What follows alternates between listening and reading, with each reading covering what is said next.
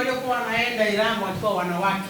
Kwa kweli walienda mwendo wa adabu kutokana na mashimo ya barabarani.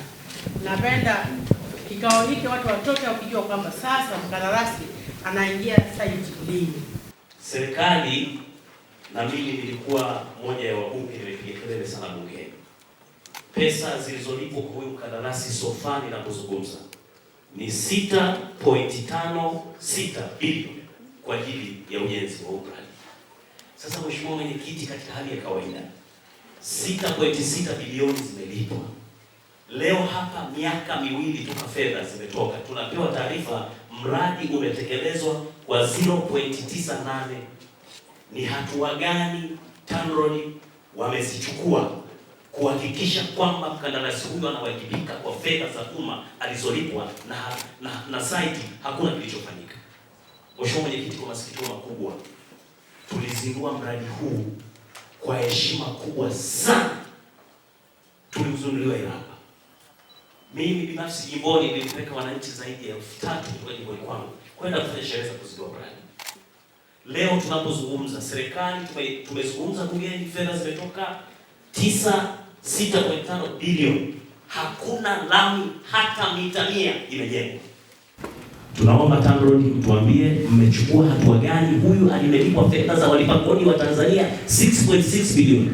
Haya mambo yanaweza kupelekea watu waanze kufanya speculation, huenda labda kuna marushwa yamefanyika, kuna watu labda wamekula mapaseti, ndio maana wanaogopa kumtachi mkandarasi. Fedha za umma zimelipwa, kwa nini mkandarasi hajajenga hata mita moja ya lami? Mita moja, Mheshimiwa Mkuu wa Mkoa. Mita, usiseme kilomita, mita hata moja haijajengwa na mkandarasi anajiachia. Na kuhusu fedha ambazo amelipwa mkandarasi hizi bilioni 6, hii ni sehemu ya advance payment ambayo mkandarasi alitakiwa alipwe bilioni 8.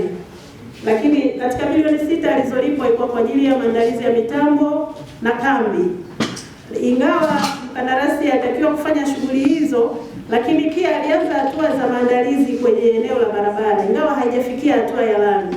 Kwa hiyo hata sisi TANROADS tumeliona, lakini si kwamba zimetumika tofauti.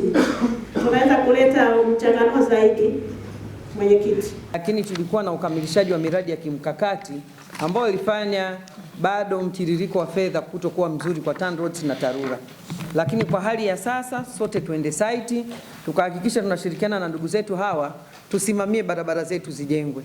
Zile ambazo zenye fedha zianze sasa, zile ambazo wakandarasi wameweka juu sana, iko namna ya utaratibu, tumewaambia siku 7 watuambie zianze sasa. Zile ambazo tunasema bado zimechelewa tuende tukazitafutie fedha tukaombe ili zianze kujengwa. Barabara ndio kila kitu.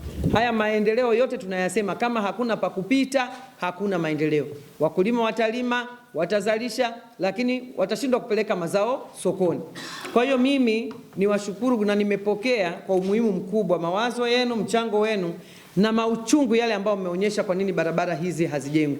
Niwahakikishie zitaenda kujengwa kama ambavyo tumetarajia, tena kwa kasi kubwa, na sasa tumeshatoka katika mambo yote ambayo yalikuwa naturudisha nyuma, twende tukasimamie miradi hii.